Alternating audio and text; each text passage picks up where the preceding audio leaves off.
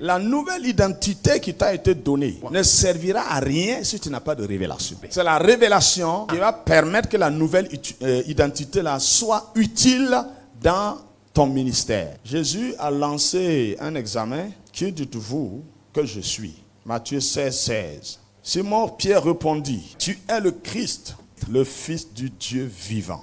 Jésus reprenant la parole lui dit, tu es heureux, Simon, fils de Jonas. Or, il avait déjà dit, on va t'appeler Pierre. Mais lui-même là, Jésus, qui avait prophétisé avant, il ne l'appelle pas Pierre. Il dit, tu es heureux, Simon, fils de Jonas. C'est pour dire, je sais d'où tu es sorti.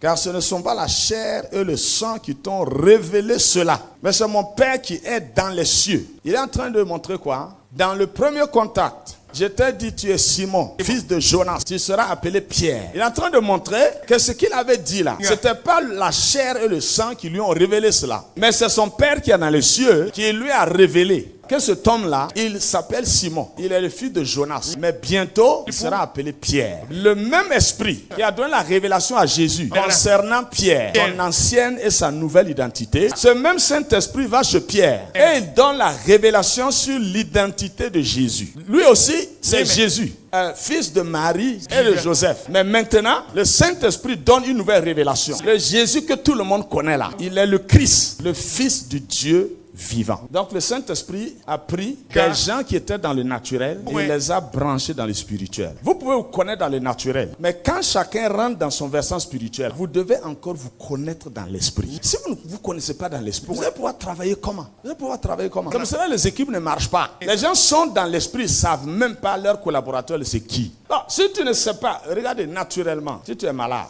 tout le monde sait. Les gens qu'on appelle ici, quand on a le palu, quand on a quoi, c'est les Josiane là. On sait que c'est les médecins. Mais c'est parce que tu sais que les médecins, ou bien tu vas appeler un mécanicien pour dire que j'ai mal au dos. Il va sortir ses clés et puis te dire viens. Naturellement, on se connaît. C'est pour cela que nous pouvons être utiles l'un à l'autre. Quand mon micro déconne, je n'appelle pas Céleste. Non, je dois appeler Alain. Parce que naturellement, je sais que c'est son domaine. Bon, maintenant on est dans l'esprit. On est là, nous sommes les mêmes. Toi, tu crois à ça? On va pouvoir s'en sortir comme si on est les mêmes. Médecine, là, c'est bien. Si nous tous, là, on est des médecins assis comme ça, là. Le médecin peut me faire prêcher ce soir, là. Il faut qu'on soit différents. Dans le monde spirituel, quand tu es un leader, tu dois savoir qui est qui. Et tu formes ton équipe en fonction de ce que chacun est. Et tu vas avoir des problèmes. Oui. Tu vas avoir des problèmes. On appelle un médecin, toi tu te plains, toi tu es un mécanicien. Tout le temps tu dis, pourquoi on appelle le médecin là? Mais s'il y a des malades, on appelle le... Attends, quand la voiture va tomber en panne, on va t'appeler. Tu crois qu'on peut quitter un métier à l'autre comme ça au hasard? Non. Celui qui appelle là, il sait pourquoi il appelle. Non, tout le temps c'est lui. Tout le temps c'est une personne.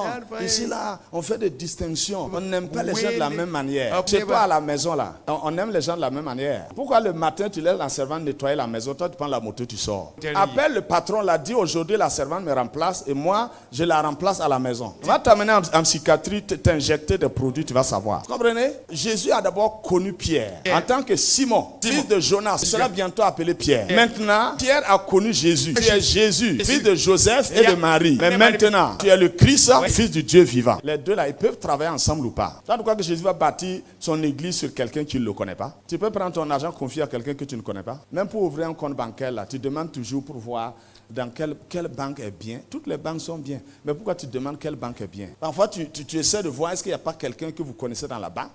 En cas de difficulté, que tu puisses t'appuyer sur la personne pour régler facilement ta situation. Il faut forcément connaître quelqu'un. Vous ne connaissez pas Jésus et vous voulez le servir. Ce que vous connaissez là, c'est Jésus là seulement. Vous ne connaissez pas le Christ et vous voulez le servir.